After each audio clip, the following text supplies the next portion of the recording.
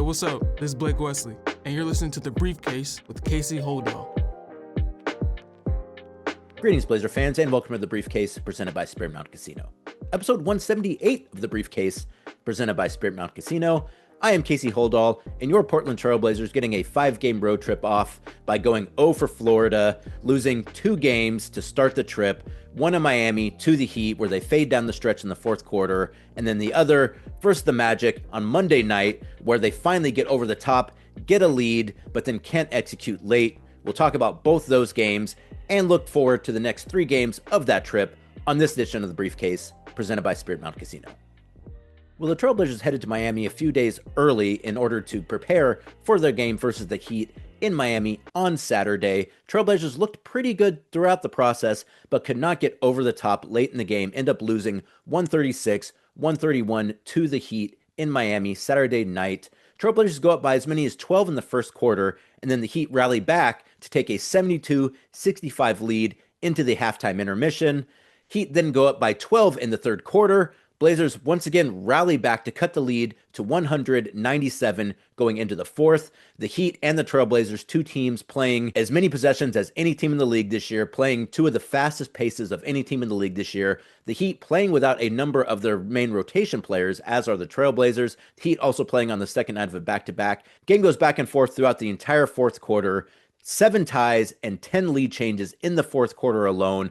Both teams really wanting to get that game Saturday night in Miami, and just really goes to show kind of how close those 2 teams are. I think both the Heat and the Blazers have been 2 of the surprise teams in the NBA this season, and that game on Saturday was really a knockdown drag out from 2 teams you can tell really wanted to win. They're playing kind of similar styles of play, kind of trying to prove that they're better than a lot of people think they might be nationally, and so far both those teams done a good job of proving that, but only one team could come out with a victory on Saturday night in Miami, and unfortunately for the Trailblazers, it was the Heat. After going back and forth in the fourth quarter, the Blazers tie the game with 2:16 to play, but then go scoreless for the next 2 minutes, and that ends up being the difference in the game, as you would expect. When you go scoreless for the last 2 minutes of a close game, that's generally not going to result in you getting the victory, particularly if you're on the road, as the Trailblazers were. The Blazers end up making more shots from the field in the fourth quarter, but are outshot 15-6 at the free throw line and commit 7 turnovers for 10 points to end up with the loss. You can't do that if you're the Trailblazers trying to get a win versus a good team on the road. Unfortunately, they were not able to hold up their end in that one, so they end up losing that game. Another very winnable game. Again, another game where, you look at all of Portland's games this season, and every single one of those games, I would say, maybe except for the Laker game, games that the Blazers really had a chance to win late in the game. They just couldn't pull it off. In that game, Deni Avdija with 33 points on 12 of 21 shooting from the field, 3 of 9 shooting from 3, and 6 of 7 shooting from the line to go with 11 rebounds, 8 assists, and a block in 36 minutes. Deni has really been circling around that first triple-double of the season for himself. I imagine he's probably going to get one here sooner rather than later, maybe even sometime on this trip. Shaedon Sharpe, 21 points, 9 rebounds, 1 assist, 1 steal in 28 minutes for Shaedon Sharpe. Jrue Holiday, 18 points, 13 assists for the double-double to go with 9 rebounds and 4 steals. He comes just 1 rebound short of getting a triple-double as well. Jeremy Grant with 18 points, 4 assists, 3 rebounds before fouling out in 22 minutes versus the Heat. Both 13 points and 7 rebounds each for both Toumani Camara and Donovan Clingan. Pretty interesting. Those guys both end up with 13 and 7 in that game. Trailblazers not able to get that one in Miami. They stay the night in Miami, head out the next day to Orlando, where I guess they had some travel issues. They were postponed, I guess, had a little trouble getting into the Orlando airport. I guess there's been some issues in Orlando.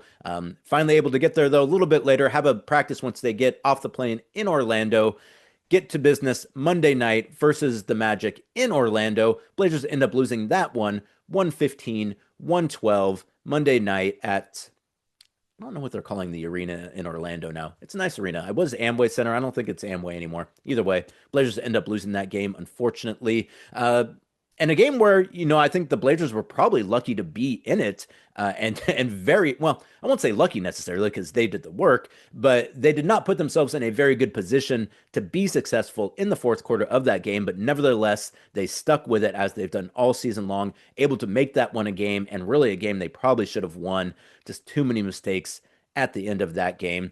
Blazers never able to really get into a rhythm throughout the first 3 quarters of that game versus the Magic. Just kind of a just kind of a funky game for the Blazers. Never really seemed to be able to put together any runs. Anytime they get a few buckets here and there, they go cold. The Magic, not playing necessarily their best basketball either, also playing on the second half of back-to-back for the Magic, but definitely looking better than the Trailblazers throughout the first 3 quarters of that game. Blazers get dominated on the glass as well, 43-26 through the first 3 quarters of that game, and that's something that you go into that third or the fourth quarter and you kind of look at the stats on the page and you see how badly they're getting beat, particularly on the glass, and you assume to yourself, like, they're probably just not really going to put themselves in a position to even have a chance in this one late. Not necessarily the case for a few reasons. The Magic struggled from three throughout the game, and the Blazers basically almost never turned the ball over through the first 3 quarters, which would actually make the way that the game ended with the Magic hitting a three and the Blazers turning the ball over in the fourth quarter. Pretty ironic considering that the Magic couldn't hit a three in the first 3 quarters and the Blazers basically almost never turned the ball over in the first 3 quarters. And then that switches in the fourth quarter, and it ends up being the reason why one team loses and one team wins. So the Magic are up 13 with a little over 9 minutes to play, which felt basically almost like an insurmountable lead at that point, considering, again, how the Blazers have played through the first 3 quarters, just never really able to put together stretches of good play for a significant amount of time. They were waiting to do that till the fourth quarter, I guess. But as I mentioned, they stuck with it every time it looked like they were maybe going to lose touch, able to put together like a 5-0 run or a 7-0 run to just stay within striking distance in that game, which they did multiple times in that fourth quarter. They had a 7-0 run early in the fourth quarter to get what was, I believe, a 14-point lead down to 6. Magic push it back up. Blazers go on a little 7-0 run to cut it to 2 with 4:45 to play in the fourth quarter. Magic once again pushed that lead back up to about 7 or 8, but the Blazers just keep on coming and eventually go on an 11-0 run, which is capped by an inbound alley-oop from Toumani Camara to Jeremy Grant for the and one. Jeremy finishes the 3-point play to give the Blazers a 112-110 lead with 10.6 seconds to play. That play really reminded me of a play the Blazers had on a buzzer beater to win versus the San Antonio Spurs back in 2011. Nicholas Batum basically runs the exact same play that Jeremy Grant runs to get that alley-oop look, which reminded me of that a lot. So I went and checked the film of that game. And who was on the court at the time for the Spurs in that game? One Tiago Splitter was a rookie for the San Antonio Spurs. I don't know if he drew that play up. I don't know if he remembered that play from way back when, but either way, basically the exact same play worked just as well for the Trailblazers. They get the and one to go up, as I mentioned, 112-110 with 10.6 seconds to play. Next possession, Paolo Banchero gets an and one, but misses the free throw. Rob Williams gets the rebound, so the game is tied at 112-112 with 4.5 seconds to play. And at that point, you kind of figure worst case scenario, the Blazers get the last shot. If they hit it, they win. If they don't, it still goes to overtime. But unfortunately, there were worse cases than that one. What ends up happening, Jrue Holiday, who really had some surprising turnovers in the fourth quarter, has just a turnover that I know he's going to be thinking about for a long time with 1.9 seconds to play. Basically just turns the ball over to Paolo Banchero. They're able to call timeout. They've got 1.9 seconds to play. They call the timeout, as I mentioned, advance the ball to half court, get the ball inbounds to Desmond Bane, who had missed his first 5 3-pointers in that game, fading away, fading to his right, throws up a shot basically over his shoulder, doesn't really even get a clean look at it. And of course, after missing his first 5 3-point attempts, he makes that 3-point attempt as the buzzer sounds to win the game for the Orlando Magic. Trailblazers don't get a chance to win the game, don't get a chance to send it to overtime, end up losing 115-112 on a heartbreaker in Orlando, a place that they were, I think, 8-1 in their last 9 games versus the Magic. Now 8-2, I guess, in their last 10 games versus the Magic. While Desmond Bane's 3 was the death blow for the Trailblazers, it really wasn't what lost them that game. What lost them that game was the turnovers in the fourth quarter. As I mentioned, the Trailblazers only turned the ball over 3 times in the first 3 quarters, which is insane. That is such a good game for the Trailblazers, only committing 3 turnovers in the first 3 quarters, but then they commit 7 turnovers in the fourth quarter, which the Magic then convert into 12 points. Blazers end up shooting 71% from the field and from 3 in that fourth quarter to give themselves a shot in that one, but they can't overcome those 7 turnovers for 12 points. The last turnover being, again, the turnover that gives the Magic a chance to win the game. When you give a team on their home court that many opportunities to win a game after not giving them hardly any opportunities in the first 3 quarters with those turnovers, that's the kind of stuff that's going to happen to you.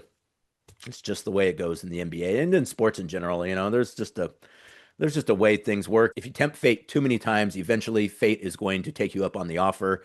And that's what happened to the Trailblazers Monday night in Orlando. While the loss obviously was unfortunate, it was great to see Shaedon Sharpe have his best game of the season. He goes 12 of 18 from the field, 3 of 5 from 3, 4 of 7 from the line for 31 points to go with 3 rebounds and an assist in just 28 minutes. Blazers absolutely rode Shaedon in the second half. He had it going, getting to his spots, getting in the paint, hitting his 3-pointers. He's no longer listed on the injury report. He had been on the injury report last week and a half with that little left calf soreness. No longer on the injury report. So one assumes he will no longer be on whatever minutes restriction he was on. Hopefully really see Shaedon start to blossom throughout the rest of this trip. He had a fantastic game versus the Magic.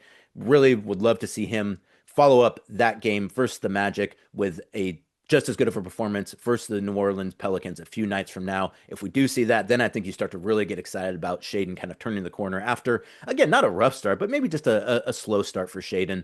Whatever that strain, whatever that little calf issue he's had, I don't know if that's been slowing him down or not, but it definitely didn't slow him down versus the Orlando Magic. Really good game for Shaedon if you're looking for the silver lining in this one, because he looked fantastic.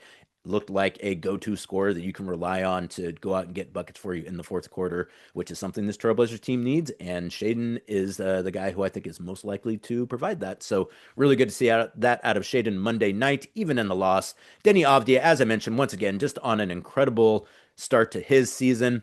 27 points on 7 of 18 shooting from the field, 4 of 9 shooting from 3, 9 of 10 shooting from the free throw line to go with 5 rebounds, 5 assists, and a block in 35 minutes.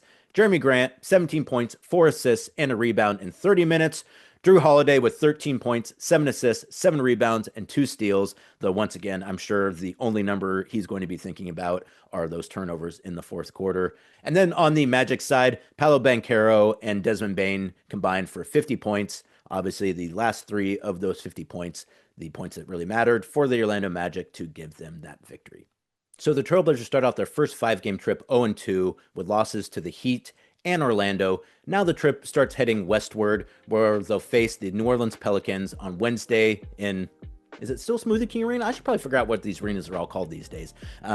So the Trailblazers having that game on Wednesday versus the Pelicans. Pelicans team that has not looked great so far this season, but has gotten a few wins after losing, I think, their first 6. So the Trailblazers are going to have to play their absolute best in order to get that one on the road. Sometimes just getting that first win on the road on a trip can be difficult. So you really need to take the extra effort in order to do that. Hopefully the Trailblazers are able to do that Wednesday night in New Orleans.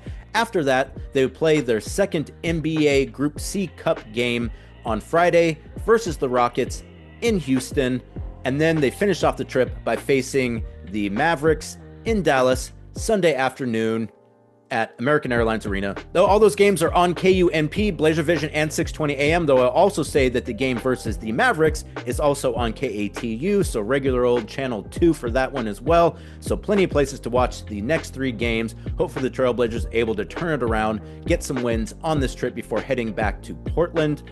That'll do it for this edition of The Briefcase. Thank you so much for joining me, as always. Once again, Wednesday versus the Pelicans, Friday versus the Rockets, Sunday versus the Mavericks before heading home to face, I believe, the Suns in the first nationally televised game of the season for the Trailblazers. But until then, thanks so much for joining me, as always. Please like and subscribe wherever you get your podcasts. I am Casey Holdahl. Thank you to the folks at Spirit Mountain Casino. Go Blazers.